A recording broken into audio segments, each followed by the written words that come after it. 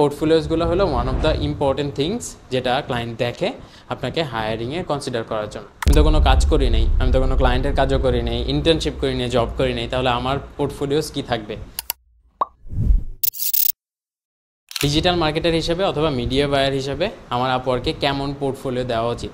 আমি তো কোনো কাজ করি নাই, আমি তো কোনো ক্লায়েন্টের কাজও করি নাই, ইন্টার্নশিপ করি নাই, জব করি নাই, তাহলে আমার পোর্টফোলিওস কী থাকবে? কারণ আমি তো আর নিজের টাকা দিয়ে নিজের ডলার বার্ন করে, আমার তো কোনো বিজনেসও নাই আমি যে ওটাতে প্র্যাকটিস করে দেখবো, তাই না? তো এই কারণে আমি কিভাবে আমার পোর্টফোলিওগুলো সাজাবো এইটা নিয়ে এখন ডিসকাস করতেছি। তো আপওয়ার্কে আপনি যখন প্রোফাইল ক্রিয়েট করতেছেন, আপনার প্রোফাইলে তো এনাফ ইনফরমেশন থাকা লাগবে যেন ক্লায়েন্ট আপনাকে কনসিডার করে যে এই জবে আপনাকে হায়ার করবে নাকি, তাই না? তো এই ক্ষেত্রে আমাদের পোর্টফোলিওসগুলো আমাদেরকে অনেক হেল্প করে। সার্টিফিকেশন হতে পারে, আমার প্রিভিয়াস জব হিস্টোরি হতে পারে, জব এক্সপিরিয়েন্স হতে পারে, অথবা সাম আদার এক্সপিরিয়েন্স যেটা আপনাকে এই টাইপের জবে এলিজিবল হইতে অথবা ক্লায়েন্টের নজরে হাইলাইটেড হইতে হেল্প করবে। তো এই কারণে পোর্টফোলিওসগুলো হলো one of the important things যেটা ক্লায়েন্ট দেখে আপনাকে হায়ারিংয়ে কনসিডার করার জন্য। তো ডিজিটাল মার্কেটিং অথবা মিডিয়া বায়ার হলে আপনি হয়তো এসইও সার্ভিস দিচ্ছেন, লোকাল এসইও সার্ভিস দিচ্ছেন, কন্টেন্ট অপটিমাইজেশন সার্ভিস দিচ্ছেন, ওয়েবসাইটের স্পিড অপটিমাইজেশন দিচ্ছেন, এনিথিং ডিজিটাল মার্কেটিং অথবা মিডিয়া বাইং রিলেটেড যদি কোনো এমন স্কিল আপনার থাকে, তাহলে আপনাকে পোর্টফোলিওতে কেস স্টাডিজ দিতে হবে। আপনি ওই বিহ্যান্সে, ড্রিবলে দেখছেন না মানুষজন যেভাবে কেস স্টাডিজ দেয়, ওই রকম আপনি কেস স্টাডিজ দিবেন। দেখবেন যে অনেকে বিকাশের প্রজেক্ট করে নাই, তাও তারা কি করে যে আচ্ছা বিকাশের কাজ করলে আমি কিভাবে করতাম ওইটার একটা কেস স্টাডি দেয়।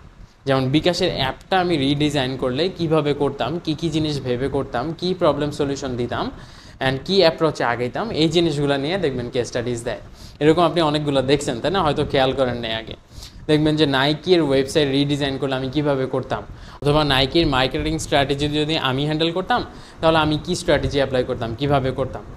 এইভাবেই দেখবেন যে মানুষজন বিভিন্ন কেস স্টাডিজ বানায়। এটাকে হোমগ্রোন কেস স্টাডিজ বলে অথবা ইন হাউস কেস স্টাডি বলে। কীরকম? যে আপনি ভেবে নিচ্ছেন যে এই পজিশনে আমি থাকলে আমি কিভাবে কাজটা করতাম। এইভাবে আপনি যে কোনো একটা কেস স্টাডির সিনারিও ভেবে নেবেন।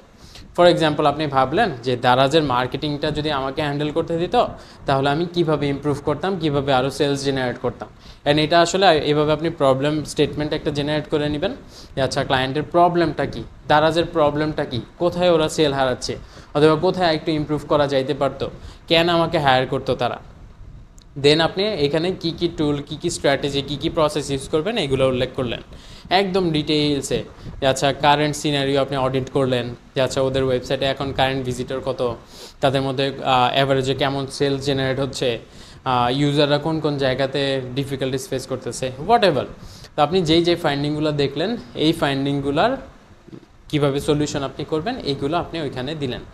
দেওয়ার পর এইখান থেকে কেমন রেজাল্ট এক্সপেক্ট করা যাইতে পারে আপনার এই স্ট্র্যাটেজিগুলো অ্যাপ্লাই করার পর, এটা ডেটা ড্রিভেন কিছু ডেটা শো করলেন যে আচ্ছা এই জিনিসটা অ্যাপ্লাই করলে সাধারণত এতটুকু ইমপ্রুভ হয়, তার মানে আমি যদি দারাজে অ্যাপ্লাই করি তাহলে এতটুকু ইমপ্রুভমেন্ট হওয়ার কথা। এই ক্ষেত্রে আপনি বিভিন্ন LLM টুলগুলো ইউজ করতে পারেন, ChatGPT ইউজ করতে পারেন, গ্রক ইউজ করতে পারেন, ক্লাউড ইউজ করতে পারেন, অথবা পারপ্লেক্সিটি, যেইটা আপনার কমফোর্ট ওইটাতে আপনি কিছু ডেটা ভিজুয়ালাইজেশন ক্রিয়েট করেন, দেন ওইগুলো শো করেন।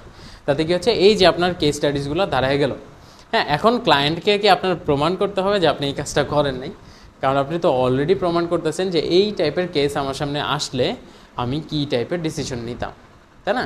তো এটা আপনি ইন হাউস প্রজেক্ট হিসেবে দেখালেও কিন্তু সমস্যা নেই। ক্লায়েন্ট জানতেছে আপনার থট প্রসেসটা কী, আপনি কী কী জিনিস মেনটেন করে স্ট্র্যাটেজিগুলো বানান, আপনি কীভাবে অ্যাপ্রোচ নেন, কীভাবে আপনি প্রবলেমগুলো ডিল করেন, কীভাবে আপনি গ্রোথ ড্রিভেন ডিসিশনগুলো নেন। এটাই আসলে ক্লায়েন্টের দেখা দরকার, তাই না, প্রিভিয়াস জব এক্সপিরিয়েন্স থেকে। তো এইভাবে আপনারা যারা ডিজিটাল মার্কেটিং অথবা মিডিয়া বাইং করতেছেন তারা এইভাবে বিভিন্ন কেস স্টাডিজ ভেবে নেবেন। আপনি ChatGPT-কেও জিজ্ঞেস করতে পারেন যে আচ্ছা prepare a case study for me for a local business who are selling pastries, অথবা লোকাল বেকারি বিজনেস। যেই কোনো বিজনেসকে আপনি এইভাবে ChatGPT-তে ফালান, একটা সিনারিও দিতে বলেন আপনাকে, ওইটার সলিউশন আপনি কীভাবে করবেন ওটা ChatGPT থেকে লিখে বলেন যে এটাকে আমাকে একটু বেটার ওয়েতে রিরাইট করে দাও। তাহলে কী হলো, ও আপনাকে এই কেস স্টাডির ইনফরমেশনগুলো দিল, আপনি এইগুলো জাস্ট একটা PDF-এ অথবা একটা গুগল ডক ফাইলে বসায় কেস স্টাডিটা প্রিপেয়ার করে দেন আপনি আপওয়ার্কে same to same copy paste করে দেন, অথবা PDF-টাই আপলোড করে দেন। তাতে কি হচ্ছে, আপনার এই কেস স্টাডিজগুলো আপনাকে হেল্প করবে নতুন ক্লায়েন্ট অনবোর্ড করতে। কারণ ক্লায়েন্ট এসে দেখবে যে আচ্ছা আপনি পেস্ট্রি শপের মার্কেটিংয়ের জন্য অথবা SEO-র জন্য অথবা অ্যাডসের জন্য কী কী টাইপের ডিসিশন নেন, তাই না? তো তার যদি পেস্ট্রি শপ থাকে তাহলে কেন আপনাকে হায়ার করবে না? এইভাবেই আমরা আসলে চেষ্টা করি ক্লায়েন্টের সামনে নিজেদেরকে হাইলাইট করতে, অ্যান্ড আমরা এইভাবেই ক্লায়েন্টদেরকে সহজে কনভার্ট করে ফেলি। তো এটা আজকে থেকে কাজে লাগিয়ে ফেলেন, দেখবেন আপনার ডিজিটাল মার্কেটিংয়ে যতই কম্পিটিশন থাক আপনি কম্পিটিশনে অ্যাভয়েড করতে পারবেন।